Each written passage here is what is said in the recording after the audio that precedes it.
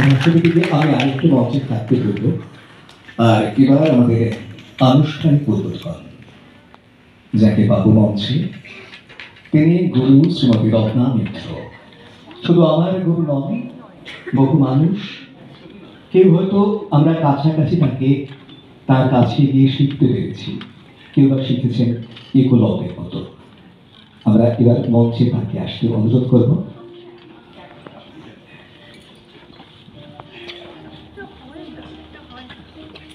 আসলে আমরা এমন কিছু মানুষকে দর্শক আসলে পাই যারা আমাদের পথ প্রদর্শক।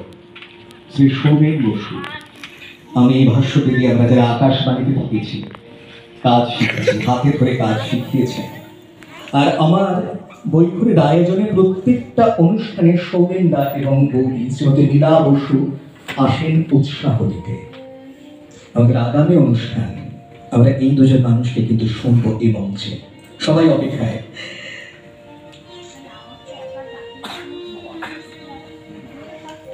সৌমেন দা, দিদি খুব চাইছেন আপনি আসুন এই মুহূর্তটা।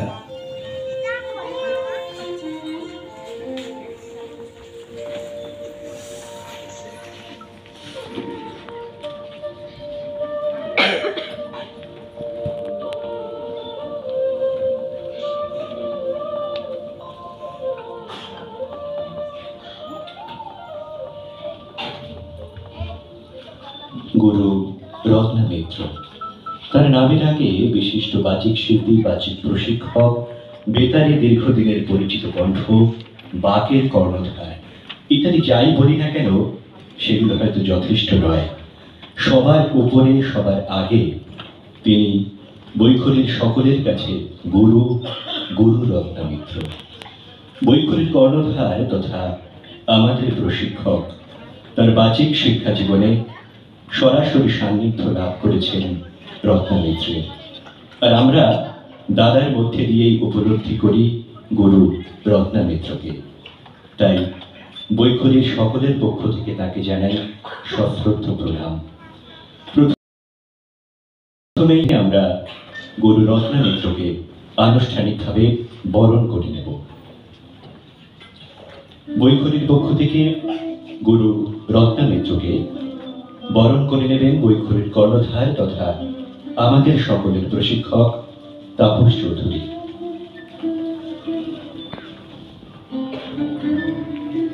প্রথমে উত্তরীয় পরিয়ে শ্রী তাপস চৌধুরী বরণ করে নিচ্ছেন গুরু রত্না মিত্রকে।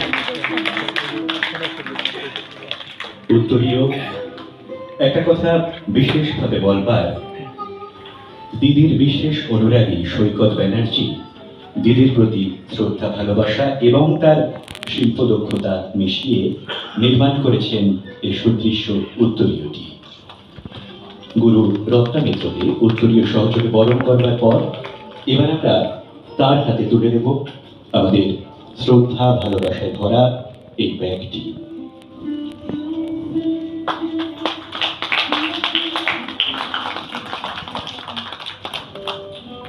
এবার সৌমেন বসু মহাশয় তাকে উত্তরীয় সহযোগে বরণ করে নিচ্ছেন তাপস চৌধুরী।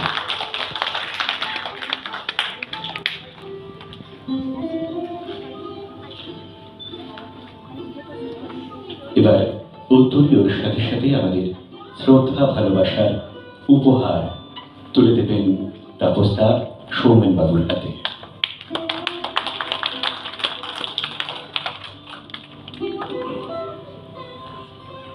গুরু রত্না মিত্র আসলে অন্ধকার থেকে যিনি আলোয় উত্তরণের পথ দেখান, তিনি তো গুরু। তার উপস্থিতি সবসময় আমাদেরকে আলোকিত করে তোলে।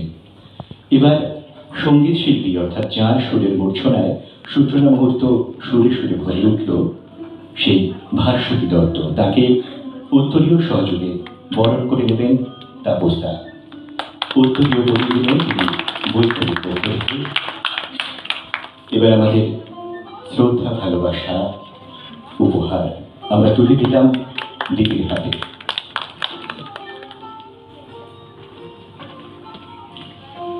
আমরা বরণ করে নিলাম গুরু রত্না মিত্রকে, সৌমেন বসু মহাশয়কে এবং ভাষ্য দিদিকে। এবার আমরা দিদির কাছে যাব।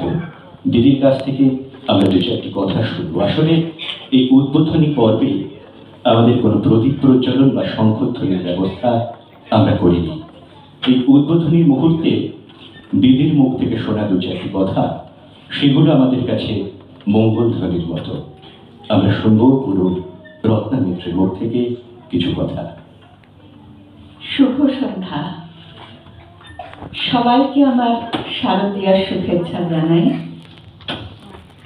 অনেক আদর ছোট্টদের জন্য। আর যাকে আমি জোর করে মঞ্চে তুলে নিয়ে এলাম, তার দেওয়া নাম হচ্ছে বৈখরি। সেই বৈখরির অনুষ্ঠানে আমি গুরু হয়ে মঞ্চে উঠবো আর তিনি সামনে বসে থাকবেন, এটা আমি ভাবতে পারি না।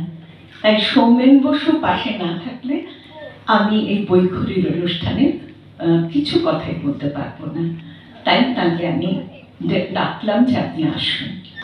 আর একটা কথা, আজকে যখন আমি তৈরি হচ্ছি তখন আমার মনে হলো হেমন্তের অনুষ্ঠান, আমি একটু হলুদ সবুজে কিছু পরবো, আজকে পরে যাই। তারপরে মনে হলো না, আমাকে তাপস বড্ড ভালোবেসে একটি শাড়ি উপহার দিয়েছিল, আমি সেই শাড়িটি আজ পরবো। তাই আমি পরে এলাম, কিন্তু দরজা খুলে যখন একরাশ হলুদ সবুজ দেখলাম তখন মন ভরে গেল। আর বুঝলাম মনে মনে সংযোগটা কিন্তু তোমাদের সঙ্গে আমার হয়েই গেছে। এই যে একবার আমরা কখন এসেছিলাম, বসন্তে না, বসন্তের বৈখরি আজকে যখন হেমন্তে এসেছে, আমার একটাই কথা মনে হয় যে দেখুন, হেমন্ত বলতে না মানুষ মনে করে কেমন যেন একটা মেরুরতা, হেমন্ত একটা বিষণ্ণতা। আমি বলি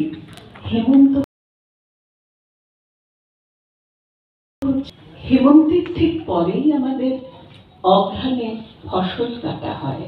তার মানে হেমন্ত পরিপূর্ণ,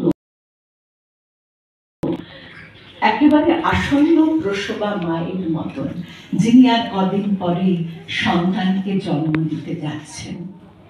তো এই যে কোনো এক বসন্তের অনুষ্ঠানের পর সবাই মিলে তৈরি হয়ে যে যেভাবে নিজেকে প্রস্তুত করেছে, আজকে তার ডালি উজাড় করে দিচ্ছে এখানে।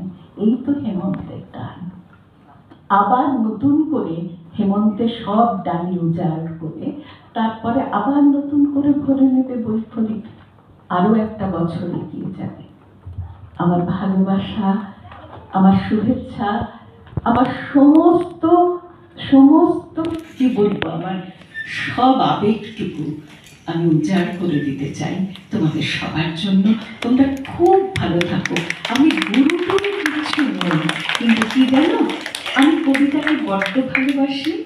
আর যারা কবিতার সঙ্গে আছে, সে এইটুকুই হোক আর এত বড়ই হোক, আমি তাদের সবার বন্ধু। আমি তোমাদের বন্ধু। ভালো থাকো।